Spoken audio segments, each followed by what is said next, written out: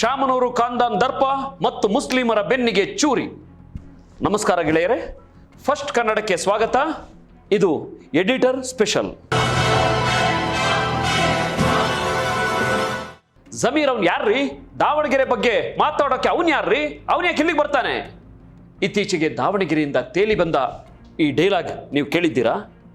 ಇದೇನೋ ಬಿಜೆಪಿ ಉಚ್ಚಾಟಿತ ಶಾಸಕ ಬಸನಗೌಡ ಪಾಟೀಲ್ ಯತ್ನಾಳ್ ಅಥವಾ ಜನಕಂಟಕ ಶ್ರೀರಾಮ ಸೇನೆಯ ಪ್ರಮೋದ್ ಮುತಾಲಿಕ್ ಹೇಳಿದ ಮಾತಲ್ಲ.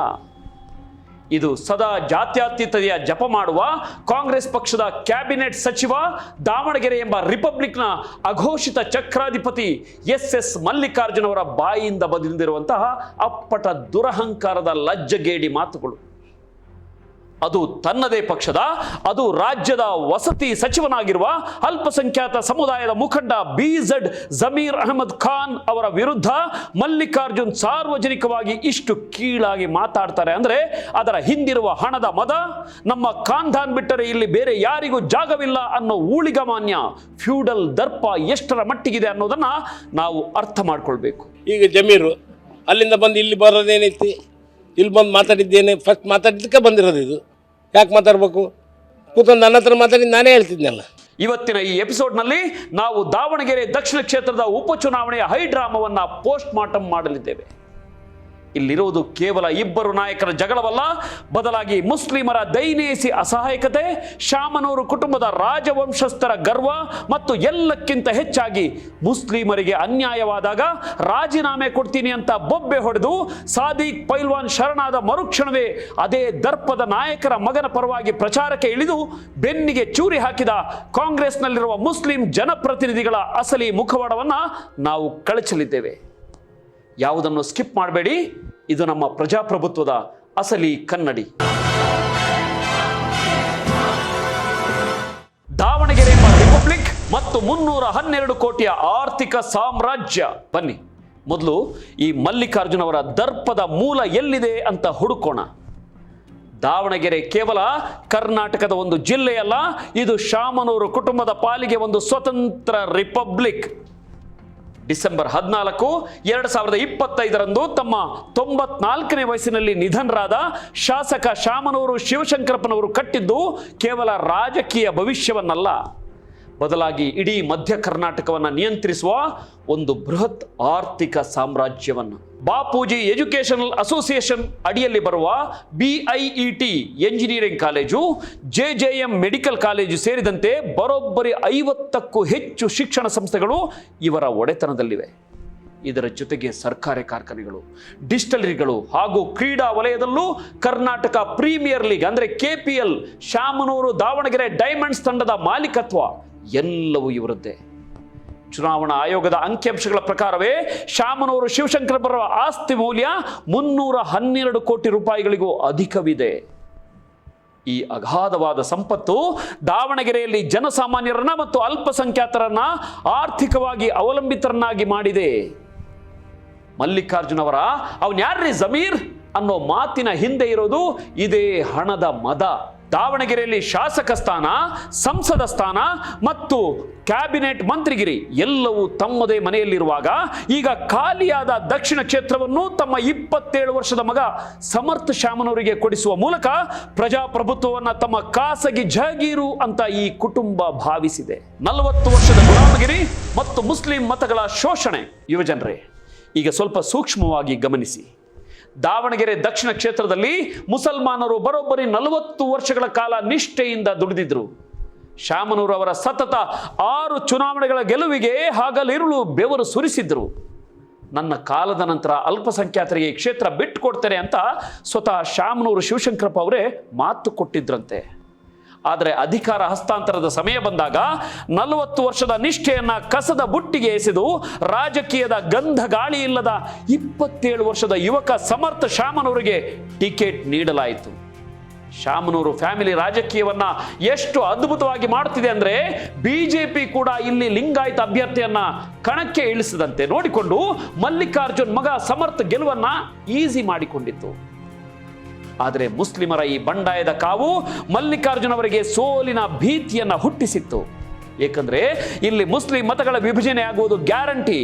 ಈ ಸೋಲಬಹುದೆಂಬ ಹತಾಶೆ ಮತ್ತು ಮೃದು ಹಿಂದುತ್ವದ ಅಂದರೆ ಸಾಫ್ಟ್ ಹಿಂದುತ್ವ ಮೂಲಕ ಬಹುಸಂಖ್ಯಾತರನ್ನ ಓಲೈಸುವ ಷಡ್ಯಂತ್ರವೇ ಮಲ್ಲಿಕಾರ್ಜುನ್ ಬಾಯಲ್ಲಿ ಜಮೀರ್ ಅವನ್ ಯಾರ್ರೀ ಅನ್ನೋ ದರ್ಪದ ಮಾತಾಗಿ ಹೊರಬಂದಿದ್ದು.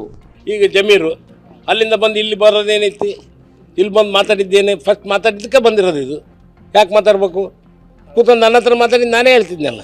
ಮುಸ್ಲಿಂ ಸಮುದಾಯದ ನಾಯಕನನ್ನ ಕೀಳಾಗಿ ಕಾಣುವ ಮೂಲಕ ತಮ್ಮನ್ನ ತಾವು ಜಾತಿ ಮತ್ತು ವ್ಯವಸ್ಥೆಯ ರಕ್ಷಕನೆಂದು ಮಲ್ಲಿಕಾರ್ಜುನ್ ಬಿಂಬಿಸಿಕೊಳ್ಳುವ ಪ್ರಯತ್ನ ಮಾಡಿದರು. ಹೈಕಮಾಂಡ್ನ ಕುತಂತ್ರ ಮತ್ತು ಸಾದಿಕ್ ಪೈಲ್ವಾನ್ ಶರಣಾಗತಿ ಯುವಜನತೆ ಅರ್ಥ ಮಾಡಿಕೊಳ್ಬೇಕಾದ ಮತ್ತೊಂದು ಕರಾಳ ಸತ್ಯವೆಂದರೆ ಮಾರ್ಚ್ 27ರಂದು ಸ್ವತಃ ಮುಖ್ಯಮಂತ್ರಿ ಸಿದ್ದರಾಮಯ್ಯ, ಉಪಮುಖ್ಯಮಂತ್ರಿ ಡಿ.ಕೆ. ಶಿವಕುಮಾರ್, ಶಾಸಕ ರಿಜ್ವಾನ್ ಅರ್ಷದ್ ಮತ್ತು ವಿಧಾನ ಪರಿಷತ್ ಮುಖ್ಯ ಸಚೇತಕ ಸಲೀಂ ಅಹಮದ್ ಅವರು ಕಾಂಗ್ರೆಸ್ ಬಂಡಾಯ ಅಭ್ಯರ್ಥಿ ಸಾದಿಕ್ ಪೈಲ್ವಾನ್ ಅವರನ್ನ ಸುತ್ತುವರೆದರು. ಮುಚ್ಚಿದ ಬಾಗಿಲಿನೊಳಗೆ ಬೆದರಿಕೆಗಳು, ಆಮಿಷಗಳು ಅಥವಾ ನೈತಿಕ ಸ್ಥೈರ್ಯ ಕುಗ್ಗಿಸುವ ತಂತ್ರಗಳು ನಡೆದವು. ಇದರ ಪರಿಣಾಮ ಕೇವಲ 24 ಗಂಟೆಗಳ ಹಿಂದೆ ಯಾವುದೇ ಕಾರಣಕ್ಕೂ ಹಿಂದೆ ಸರಿಯಲ್ಲ ಅಂತ ಗುಡುಗಿದ್ದ ಸಾದಿಕ್ ಪೈಲ್ವಾನ್ ಏಕಾಏಕಿ ನಾನು ಕಾಂಗ್ರೆಸ್ ಅಭ್ಯರ್ಥಿ ಸಮರ್ಥ ಮಲ್ಲಿಕಾರ್ಜುನ್ ಗೆಲುವಿಗಾಗಿ ಕೆಲಸ ಮಾಡ್ತೇನೆ ಅಂತ ಶರಣಾದರು. ಒಂದರ್ಥದಲ್ಲಿ ಮೀರ್ ಸಾದಿಕ್ ಆದರು. ಇದು ಕೇವಲ ಒಬ್ಬ ಪೈಲ್ವಾನ್ನ ಸೋಲಲ್ಲ ಸ್ನೇಹಿತರೆ, ಇದು ತಮ್ಮನ್ನೇ ಶೋಷಿಸುವ, ತಮ್ಮ ನಾಯಕರನ್ನೇ ಸಾರ್ವಜನಿಕವಾಗಿ ಅವಮಾನಿಸುವ ಖಾನ್ದಾನ್ನ ಯುವರಾಜನಿಗೆ ಪಲ್ಲಕ್ಕಿ ಹೊರಲು ಇಡೀ ಮುಸ್ಲಿಂ ಸಮುದಾಯವನ್ನ ಬಲವಂತವಾಗಿ ದೂಡಿದ ಪ್ರಜಾಪ್ರಭುತ್ವದ ವಿಡಂಬನೆ.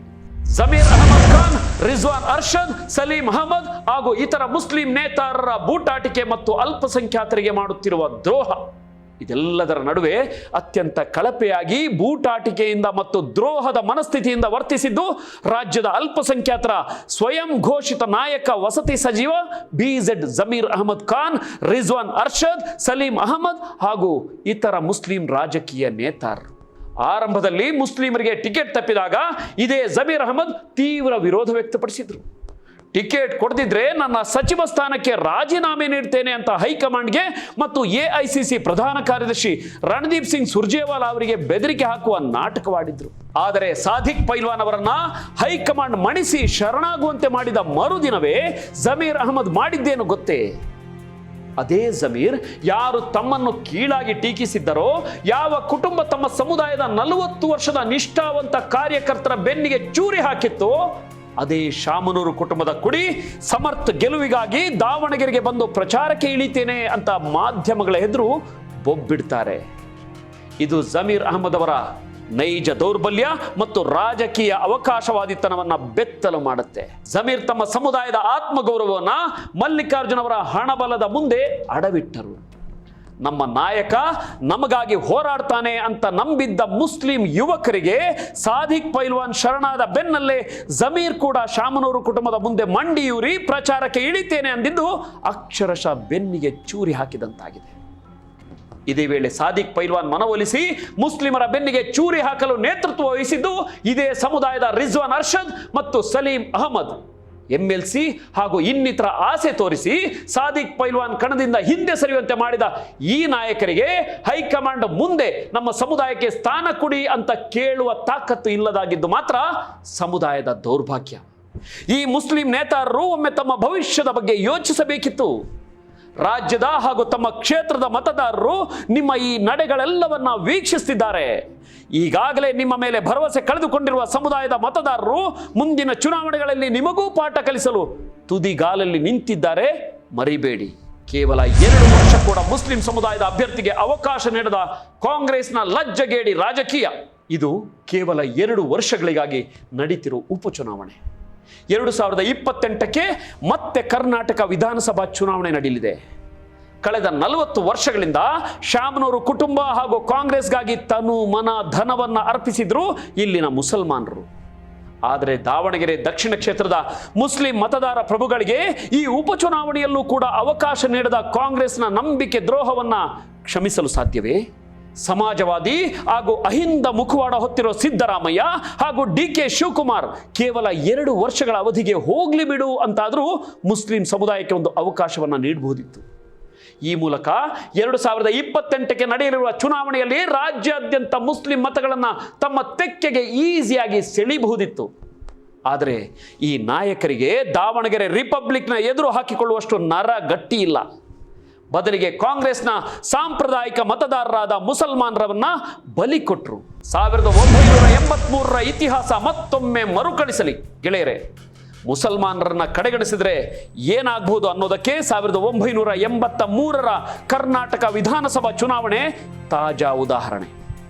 ಆಗ ರಾಜ್ಯದಲ್ಲಿ ಕಾಂಗ್ರೆಸ್ ಸರ್ಕಾರವಿದ್ದು ಅದರ ಚುಕ್ಕಾಣಿ ಹಿಡಿದಿದ್ದವರು ಅಂದ್ರೆ ಮುಖ್ಯಮಂತ್ರಿಯಾಗಿದ್ದವರು ದಿವಂಗತ ಆರ್ ಗುಂಡೂರಾವ್. ಒಮ್ಮೆ ತಮ್ಮ ಕ್ಷೇತ್ರವಾಗಿದ್ದ ಕೊಡಗು ಜಿಲ್ಲೆಯ ಸೋಮವಾರಪೇಟೆಯಲ್ಲಿ ನಡೆದಿದ್ದ ಚುನಾವಣಾ ಪ್ರಚಾರ ಸಭೆಯಲ್ಲಿ ಇದೇ ಗುಂಡೂರಾಯರು ಮಾತನಾಡುತ್ತಾ ಮುಸಲ್ಮಾನರು ಕಾಗೆಗಳಂತೆ ನಾನು ಎರಚುವ ಕಡ್ಲೆಪುರಿ ತಿನ್ಲಿಕ್ಕೆ ಹಾರಿ ಬರ್ತಾರೆ ಅಂತಾರೆ. ಅದ್ಯಾಕೋ ಆ ಮಾತು ಮುಸಲ್ಮಾನರ ಸ್ವಾಭಿಮಾನಕ್ಕೆ ಭಾರಿ ಪೆಟ್ಟು ಕೊಟ್ಟಿದ್ದಷ್ಟೇ ಅಲ್ಲ, ಮುಖ್ಯಮಂತ್ರಿಯೊಬ್ಬರು ಚುನಾವಣೆಯಲ್ಲಿ ಹೀನಾಯ ಸೋಲು ಕಂಡಿದ್ದು ಮತ್ತು ರಾಜ್ಯದ ಇತಿಹಾಸದಲ್ಲೇ ಮೊದಲ ಬಾರಿಗೆ ಜನತಾ ಪಾರ್ಟಿ ಹಾಗೂ ಬಿಜೆಪಿ ಹಾಗೂ ಇತರ ಪಕ್ಷಗಳ ಸಹಕಾರದೊಂದಿಗೆ ಕಾಂಗ್ರೆಸ್ಸೇತರ ಸರ್ಕಾರವನ್ನ ರಚಿಸುತ್ತೆ. ಮತ್ತೆ ಗುಂಡೂರಾಯರು ರಾಜಕೀಯವಾಗಿ ತಲೆ ಎತ್ತಲೇ ಇಲ್ಲ ಎನ್ನುವುದು ಇತಿಹಾಸ. ಈ ಇತಿಹಾಸ ಮತ್ತೊಮ್ಮೆ ದಾವಣಗೆರೆಯಲ್ಲಿ ಮರುಕಳಿಸಲಿ. ಅಲ್ಲದೆ ದೇಶದಲ್ಲಿ ಮುಂದಿನ ದಿನಗಳಲ್ಲಿ ನಡೆಯಲಿರುವ ಪಂಚರಾಜ್ಯಗಳ ಚುನಾವಣೆಯಲ್ಲೂ 2028ರ ಕರ್ನಾಟಕದ ವಿಧಾನಸಭಾ ಚುನಾವಣೆಯಲ್ಲೂ ಮರುಕಳಿಸಲಿ. ಇದರೊಂದಿಗೆ ಮುಸಲ್ಮಾನ ಸಮುದಾಯ ತನ್ನ ಅಸ್ಮಿತೆಯನ್ನು ಸ್ವಾಭಿಮಾನವನ್ನು ಪುನಃಸ್ಥಾಪಿಸಲಿ. ಎಚ್ಚೆತ್ತುಕೊಳ್ಳಬೇಕಾದ ಸಮಯ. ಯುವಜನರೇ, ದಾವಣಗೆರೆ ದಕ್ಷಿಣದ ಉಪಚುನಾವಣೆ ಕೇವಲ ಒಂದು ಕ್ಷೇತ್ರದ ಗೆಲುವು ಸೋಲಿನ ಲೆಕ್ಕಾಚಾರವಲ್ಲ. ಇದು ನಮ್ಮ ಪ್ರಜಾಪ್ರಭುತ್ವದ ಅತಿ ದೊಡ್ಡ ವಿಡಂಬನೆ. ಎಸ್ ಮಲ್ಲಿಕಾರ್ಜುನ್ ಅವರ ದರ್ಪ, ನಮ್ಮನ್ನ ಸೋಲಿಸುವವರು ಯಾರೂ ಇಲ್ಲ ಅನ್ನೋ ಅವರ ಹಣದ ಮದ, ಸಾದಿಕ್ ಪೈಲ್ವಾನ್ ಅವರಂತಹ ನಿಷ್ಠಾವಂತರ ಗುಲಾಮಗಿರಿ ಮತ್ತು BZ ಜಮೀರ್ ಅಹಮದ್ ಖಾನ್, ರಿಜ್ವಾನ್ ಅರ್ಷದ್, ಸಲೀಂ ಅಹಮದ್ ಅವರಂತಹ ನಾಯಕರ ಬೂಟಾಟಿಕೆ ಇವೆಲ್ಲವೂ ನಿಮಗೆ ಸ್ಪಷ್ಟ ಸಂದೇಶವನ್ನು ನೀಡುತ್ತಿವೆ. ನೀವು ಕೇವಲ ಮತ ಹಾಕುವ ಯಂತ್ರಗಳಲ್ಲ, ರಾಜಕೀಯ ಪಕ್ಷಗಳು ವಿಶೇಷವಾಗಿ ಕಾಂಗ್ರೆಸ್ ಸಾಮಾಜಿಕ ನ್ಯಾಯದ ಭಾಷಣ ಬಿಗಿಯುತ್ತಲೇ ಟಿಕೆಟ್ ಕೊಡುವಾಗ ಮಾತ್ರ ಜಾತಿ, ಹಣ ಮತ್ತು ವಂಶ ಪಾರಂಪರ್ಯತೆಗೆ ಮಣೆ ಹಾಕುತ್ತೆ. ಮುಸ್ಲಿಂ ಯುವಕರು ಈಗಲಾದರೂ ಎಚ್ಚೆತ್ತುಕೊಳ್ಬೇಕು. ಕೇವಲ ಉರ್ದುವಿನಲ್ಲಿ ಭಾಷಣ ಮಾಡಿ ನಿಮ್ಮ ಭಾವನೆಗಳನ್ನು ಕೆರಳಿಸಿ ಕೊನೆಗೆ ತಮ್ಮ ಕುರ್ಚಿ ಉಳಿಸಿಕೊಳ್ಳಲು ನಿಮ್ಮ ಹಕ್ಕುಗಳನ್ನೇ ಬಲಿ ಕೊಡುವ BZ ಜಮೀರ್ ಅಹಮದ್ ಖಾನ್, ರಿಜ್ವಾನ್ ಅರ್ಷದ್, ಸಲೀಂ ಅಹಮದ್ ಅವರಂತಹ ತೋರಿಕೆಯ ನಾಯಕರನ್ನ ಪ್ರಶ್ನಿಸುವ ಸಮಯ ಬಂದಿದೆ. ಪ್ರಜಾಪ್ರಭುತ್ವದಲ್ಲಿ ಯಾವ ಕ್ಷೇತ್ರವೂ ಯಾರ ಅಪ್ಪನ ಆಸ್ತಿಯೂ ಅಲ್ಲ. ಅದು ರಿಪಬ್ಲಿಕ್ ಅಲ್ಲ. ಹಣಬಲ, ತೋಳ್ಬಲ ಮತ್ತು ಜಾತಿ ಬಲದಿಂದ ತಾತ್ಕಾಲಿಕವಾಗಿ ಚುನಾವಣೆ ಗೆಲ್ಲಬಹುದಷ್ಟೇ. ಆದರೆ ಜನರ ಮನಸ್ಸಿನಲ್ಲಿ ಮೂಡಿರುವ ಆಕ್ರೋಶದ ಕಿಚ್ಚನ್ನ ಅಷ್ಟು ಸುಲಭವಾಗಿ ಆರಿಸಲಿಕ್ಕೆ ಯಾರಿಂದಲೂ ಸಾಧ್ಯವಿಲ್ಲ. ಮುಂದಿನ ದಿನಗಳಲ್ಲಿ ಅಲ್ಪಸಂಖ್ಯಾತರು, ದಲಿತರು ಮತ್ತು ಹಿಂದುಳಿದ ವರ್ಗದ ಯುವ ಜನತೆ ಇಂತಹ ಪಾಳೆಯಗಾರಿಕೆ ವ್ಯವಸ್ಥೆಗೆ, ಹಣದ ಮದಕ್ಕೆ ಮತ್ತು ನಾಯಕರ ಬೂಟಾಟಿಕೆಗೆ ಬ್ಯಾಲೆಟ್ ಪೆಟ್ಟಿಗೆಯ ಮೂಲಕ ಕಠಿಣ ಉತ್ತರ ನೀಡಲೇಬೇಕಾಗಿದೆ. ಯೋಚಿಸಿ, ಇದು ನಿಮ್ಮ ಭವಿಷ್ಯ, ನಿಮ್ಮ ಹಕ್ಕು ಮತ್ತು ನಿಮ್ಮ ಸ್ವಾಭಿಮಾನದ ಪ್ರಶ್ನೆ. ಇಂತಹ ದರ್ಪದ ವಿರುದ್ಧ ನಿಮ್ಮ ಧ್ವನಿ ಎತ್ತಿ. ಈ ವಿಡಿಯೋ ಬಗ್ಗೆ ನಿಮ್ಮ ಅನಿಸಿಕೆಗಳನ್ನು ಕಾಮೆಂಟ್ಗಳಲ್ಲಿ ತಿಳಿಸಿ, ಪ್ರತಿಯೊಬ್ಬರಿಗೂ ಶೇರ್ ಮಾಡಿ. ಸತ್ಯವನ್ನ ಬೆತ್ತಲಾಗಿಸುವ ನಮ್ಮ ಈ ಪ್ರಯತ್ನಕ್ಕೆ ನಿಮ್ಮ ಬೆಂಬಲವಿರಲಿ. ಯಾಕೆಂದ್ರೆ ಇದು ಕೇವಲ ಸುದ್ದಿ ಅಥವಾ ಸುದ್ದಿಯ ವಿಶ್ಲೇಷಣೆಯಲ್ಲ, ಸುದ್ದಿಯ ರೂಪದಲ್ಲಿರುವ ಚಳುವಳಿ. ನೋಡ್ತಾ ಇರಿ ಫಸ್ಟ್ ಕನ್ನಡ, ಆಗೋದಲ್ಲ ಒಳ್ಳೆಯದಕ್ಕೆ. ನಮಸ್ಕಾರ. ಜೈ ಹಿಂದ್, ಜೈ ಕರ್ನಾಟಕ.